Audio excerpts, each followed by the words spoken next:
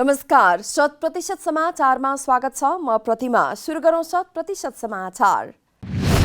प्रधानमन्त्री केपी शर्मा ओली इतिहासमै कलङ्कित बनेको Nepal communist party नेकपा आन्दोलनरत पक्षका अध्यक्ष पुष्पकमल दाहालको आरोप।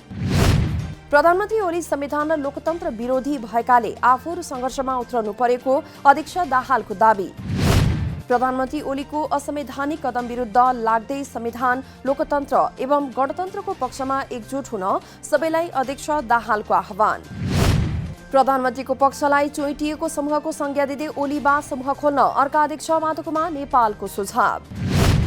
प्रधानमन्त्री ओलीलाई आफूहरूले साधारण सदस्यताबाट समेत बर्खास्त गरिसकेकाले ओलीको नेकपासँग कुनै सम्बन्ध नभएको नेपालको दाबी।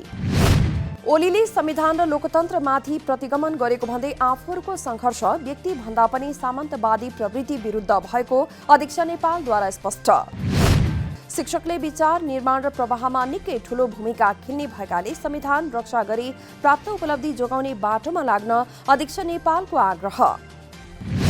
प्रधानमन्त्री केपी शर्मा ओलीले सरकारले ल्याएका विधेयकहरू संसदीय समितिले अल्झाएर राखेको भन्दै राज्य व्यवस्था समितिका सभापतिहरूको आपत्ति। संसदीय समितिले पठाएका विधेयक संसदको कार्यसूचीमा प्रवेश गर्दा समेत पास नभएको समितिका सभापतिहरूको भनाई। विधेयकहरूलाई सरकारले नै पास गर्न नचाहेको समितिका सभापतिहरूको दाबी। समितिले नागरिकता सम्बन्धी विधेयक पास गरेको अवस्थामा संसदको कार्यसूचीमा प्रवेश गर्दा समेत सरकारले विधेयक पास नगरेको समितिका सभापतिहरूको दाबी।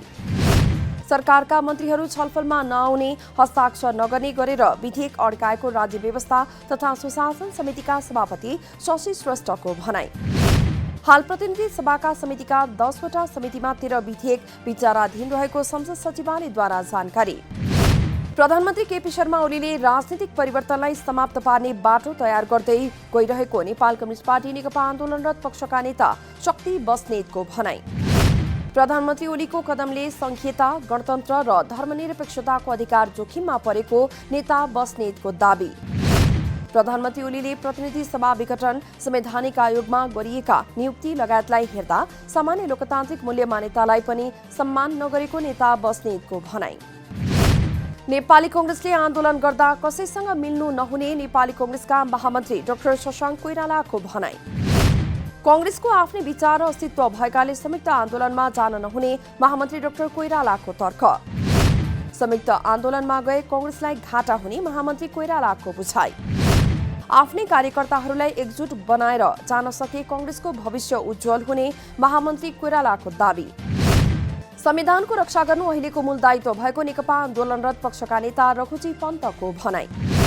संविधान, लोकतन्त्र, गणतन्त्र र धर्मनिरपेक्षताको रक्षा गर्नुपर्नेमा नेता पन्तको जोड।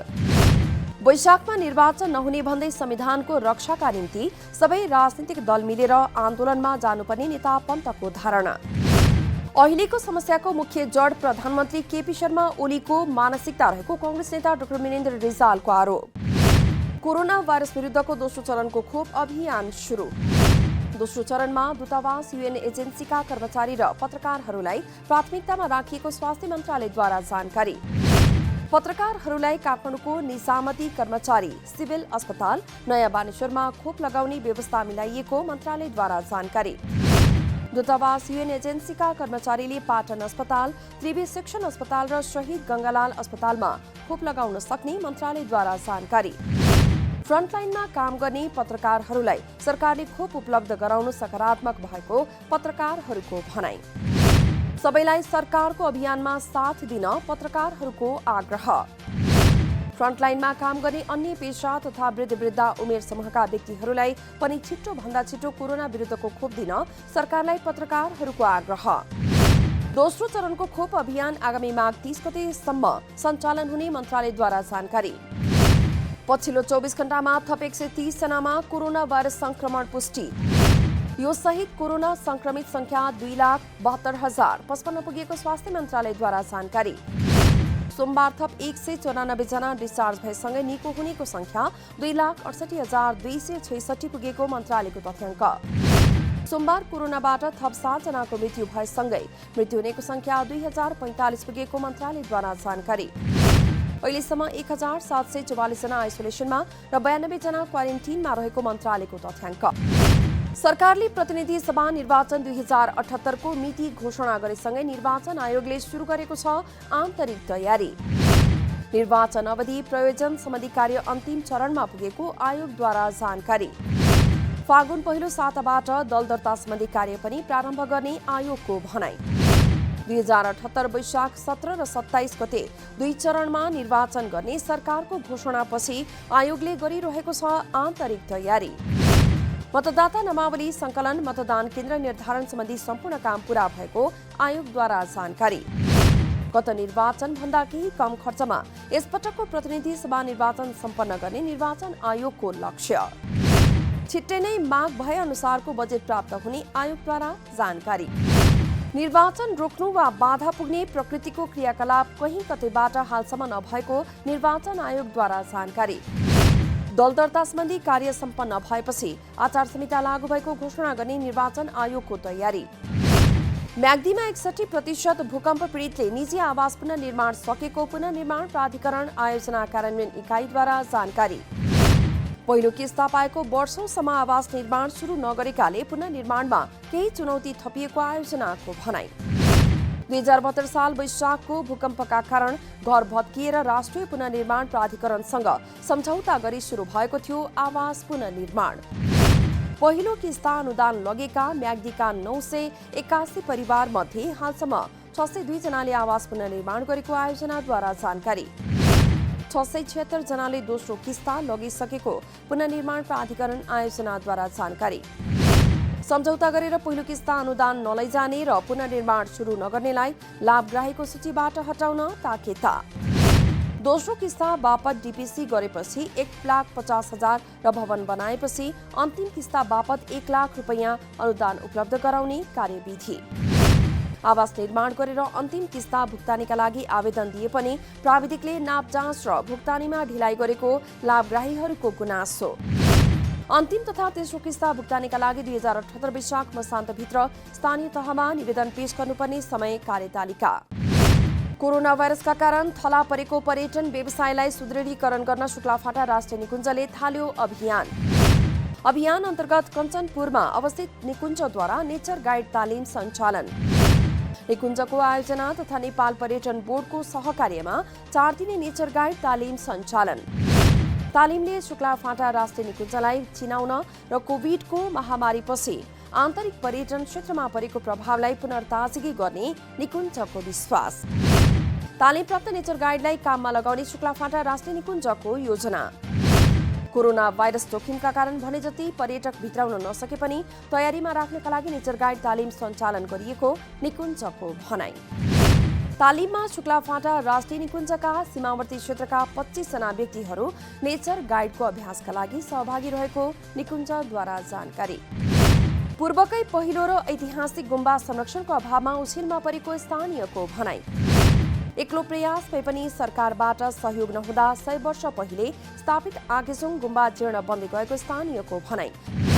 पाँचथरको हिलिहाङ र फालेलुङ गाउँपालिकाको सिमानामा रहेको पुरानो गुम्बा बुद्धिस्ट धर्मावलम्बीहरूको प्रमुख धार्मिक स्थल भएको स्थानीयको भनाई। यस स्थानमा विभिन्न प्रकारका वनस्पति तथा वन्यजन्तुहरू समेत अवलोकन गर्न पाइने स्थानीयद्वारा जानकारी। आगेजुङ गुम्बा क्षेत्रको थप पूर्वाधार विकास गर्न सके धार्मिक तथा पर्यटकीय गन्तव्यका रूपमा स्थापित हुने स्थानीयको विश्वास। बन्द रहेका 11वटा एयरलाइन्सको बक्यौता रकम उठाउन नेपाल नागरिक उड्डयन प्राधिकरण क्यानको ताकेता। बन्द भएका ती एयरलाइन्सबाट प्राधिकरणले 9 करोड 68 लाख रुपैयाँ उठाउन बाँकी। बक्यौता रकम तिर्न पटक पटक आग्रह गर्दा पनि बेवास्ता गरेको भन्दै प्राधिकरणले प्रकाशन गरेको छ सूचना।